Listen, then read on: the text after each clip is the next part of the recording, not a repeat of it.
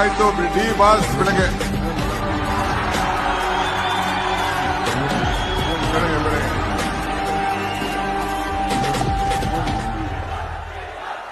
ಆಯ್ತು ಬೆಳಗ್ಗೆ ನಾನು ಹೇಳ್ತೀನಿ ಬೆಳಗ್ಗೆ ಬಂಧುಗಳೇ ನಾನು ಪ್ರಯತ್ನವನ್ನ ಮಾಡ್ತೇನೆ. ಯುವಕರು ಡಿ ಬಾಸ್ ಬಗ್ಗೆ ಕೇಳ್ತಾ ಇದ್ದಾರೆ. ನಾನು ಅವರ ಧರ್ಮಪತ್ನಿ ನನ್ನನ್ನ ಭೇಟಿ ಮಾಡಲಿಕ್ಕೆ ಟೈಮ್ ಕೇಳಿದ್ದಾರೆ. ನಾಳೆ ಬೆಳಗ್ಗೆ ಅವರಿಗೆ ಟೈಮ್ ಅನ್ನ ಕೊಟ್ಟಿದ್ದೇನೆ. ನಾನು ಮಾತಾಡ್ತೇನೆ.